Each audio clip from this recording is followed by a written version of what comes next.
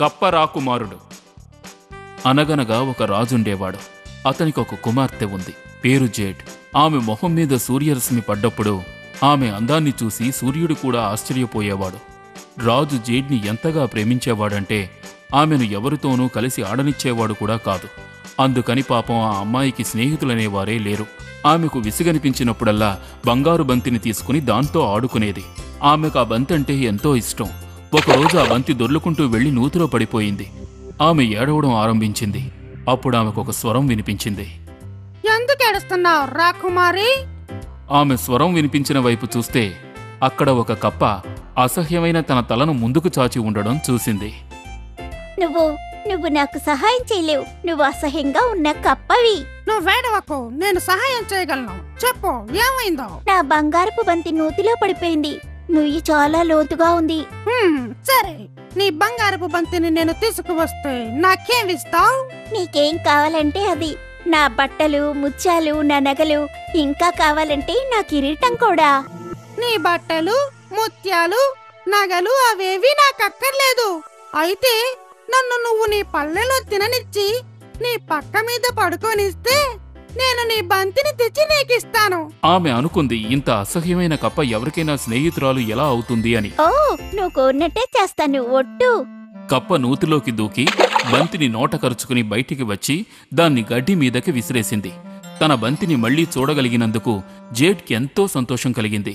ఆమె దాన్ని తీసుకుని కప్పని గురించి మర్చిపోయి అక్కడ్నించి పరిగెత్తింది. రాకుమారి, ఆగు! రెండవ రోజు రాజకుటుంబం భోజనానికి కూర్చోగానే తలుపునెవరో కొట్టిన శబ్దం వినిపించింది. జేడ్ ఎవరో చూడ్డానికి వెళ్లి అక్కడ అసహ్యంగా ఉన్న ఆ కప్ప కూర్చొని ఉండడం చూసి ఆశ్చర్యపోయింది. లోపలికి రావచ్చా?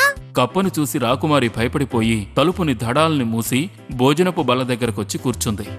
ఎవరమ్మా వచ్చింది? అదో అసహ్యమైన కప్ప, నాన్న. కప్ప ఎందుకొచ్చినట్లు? జేడ్ జరిగిందంతా తన తండ్రితో చెప్పింది. ఎప్పుడైనా మాటిస్తే దాన్ని నిలబెట్టుకోవాలి. మీ స్నేహితుణ్ణి లోపలికి పిలువు. జేడ్ వెళ్లి కప్పని లోపలికి రమ్మని పిలిచింది. బెకబెక అంటూ కప్ప లోపలికొచ్చి ఒక్క ఎగురు ఎగిరి జేడ్ పక్కన బల్ల దగ్గర కూర్చుంది. రాకుమారి ప్లేట్లోనిది తింది, గ్లాసులోనిది తాగింది. ఇప్పుడు నేను అలసిపోయాను. రాకుమారి, నన్ను నీ పక్క మీదకి తీసుకుని వెళ్ళావు. అయిష్టంగానే ఆమె కప్పను తీసుకుని తన పడక గదిలోనికి వెళ్ళింది. ఆమె దాన్ని మంచం మీద ఒక మూలను పెట్టి పడుకుంది. కాని ఒక్క క్షణం కూడా నిద్రపోలేకపోయింది. అప్పుడు కప్ప ఆమె కోసం పాడింది. ఆ స్వరం ఎంత మధురంగా ఉందంటే ఆమె హాయిగా నిద్రపోయింది. ఉదయాన్నే కప్ప అడవిలోకి వెళ్ళిపోయింది. పీడ వదిలిపోయింది. రెండవ రోజు మళ్లీ కప్ప భోజనం సమయానికొచ్చి నిన్న చేసినట్టే చేసి పక్క మీద నిద్రపోయే ముందు రాకుమారి కొరకు మళ్లీ పాట పాడింది. ఏమిటి ఇక్కడే మకం వేసేలా ఉన్నాడు? చూస్తుంటే మంచి స్నేహితుడు, దయగలవాళ్లా ఉన్నాడు.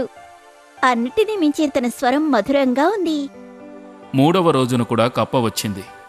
రాకుమారి, నువ్వు నీ మాటను నిలబెట్టుకున్నావు. రేపు సూర్యోదయ సమయంలో ఆశ్చర్యకరమైన ప్రతిఫలాన్ని పొందుతావు.